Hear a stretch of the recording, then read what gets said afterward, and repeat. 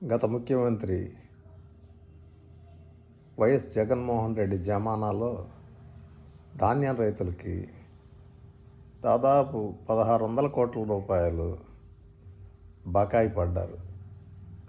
ప్రభుత్వం మారడంతో కూటమి ప్రభుత్వం ధాన్యం రైతుల బకాయిలు చెల్లించాలంటూ తీవ్రంగా రైతులు ఎక్కడికక్కడ ఒత్తిడి తీసుకొచ్చారు.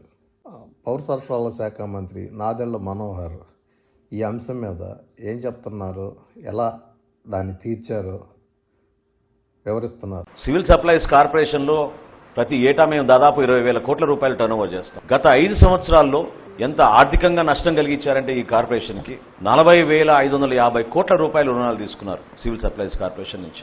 ఏ విధంగా మనం రైతుల్ని ఆదుకోగలుగుతాం మాకు అర్థం కాలేదు. ఆ సందర్భంగా మా అధికారులు 1674 కోట్ల రూపాయలు బకాయిలు ఉన్నాయి రైతులకి, ఇంకా ఇవ్వాల్సిందంటే నిజంగా అవకాశం ఎట్లా కలుగుతుందా అని ఎదురు చూసాం. కానీ ధైర్యంగా మేము ఇంటర్నల్ గా మేము మాట్లాడుకున్నాం, టార్గెట్ పెట్టుకున్నాం. నెల రోజుల్లోపే మనం ఎట్టి పరిస్థితుల్లో సరే, ఎంత కష్టమైనా సరే మన రైతాంగానికి మనం ఈ నిధులు అందించేటట్టు మనం కష్టపడదాం అని చెప్పి అధికారులందరూ కూడా ఆ రోజు కూర్చున్నప్పుడు, తదనంతరం పాండ్యన్ గారిని ఢిల్లీ పంపించి అక్కడ నాబార్డు అధికారులతోటి, ఎన్సిటిసి అధికారులతోటి మాట్లాడి ఏదో విధంగా మనం రుణాలు తీసుకొద్దామని ఒక ప్రయత్నం చేశాం. మేము కాకినాడ పర్యటనలో ఆ రోజు పీడీఎస్ రైస్ ని ఏ విధంగా దారి మళ్లించారో వాటిపైన మేము సమీక్షించుకుంటూ ఆ ప్రాంతంలో తిరుగుతున్నప్పుడు, ఆ రోజు వరకు బ్యాంకర్లు కూడా మేము ఫోన్ చేస్తే ఫోన్ ఎత్తేవాళ్ళు, కానీ ఆ రోజు నుంచి ఫోన్లు ఎత్తడం కూడా మానేశారు. వాళ్ళకు కూడా నమ్మకం కలగలేదు. ఎందుకంటే గత ప్రభుత్వం చేసిన అరాచకం ఎంత వెనకబడిపోయాం మన రాష్ట్రం ఆర్థికంగా అనేది చూసి చాలా వరకు వెనకడుగు వేశారు. 12 లక్షల కోట్ల రూపాయలు అప్పులు చేశారు.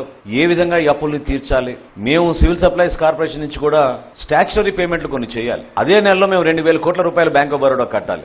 అర్థం కాని పరిస్థితుల్లో కూడా ధైర్యంగా మేము అందరం కూడా నిర్ణయించుకుని పాండ్యన్ గారిని ఢిల్లీకి వెళ్ళమన్నప్పుడు ఆయన అక్కడ అధికారులతో మాట్లాడి ముఖ్యమంత్రి గారి దృష్టికి తీసుకొచ్చినప్పుడు ముఖ్యమంత్రి గారు ఒకటే మాట చెప్పారు, ఎట్టి పరిస్థితుల్లో కూడా మీరు దీనిపైన ఫోకస్ పెట్టి త్వరలోనే మనం రైతులకు అందించేటట్టు మీరు చేయండి, దానికి సంబంధించిన దసరాలు మీరు ఇమీడియట్ గా మూవ్ చేయమని ఆయన చెప్పినప్పుడు పవన్ కళ్యాణ్ గారి దృష్టికి తీసుకెళ్లి సమన్వయపరుచుకుంటూ ఈ ఆర్థిక పరిస్థితిలో కష్టకాలంలో కూడా 1000 కోట్ల రూపాయలు గత నెలలోనే మేము రైతులందరూ కూడా అందించడానికి ఒక అద్భుతమైన కార్యక్రమం ద్వారా మేము చేశాం. 1674 కోట్ల రూపాయల్లో ఈ రోజు మిగులు 674 కోట్లు ఒకే రోజున మన రైతాంగానికి అందరికీ ఒక భరోసా కల్పించడానికి కోసం చేస్తున్న కార్యక్రమం ఇది.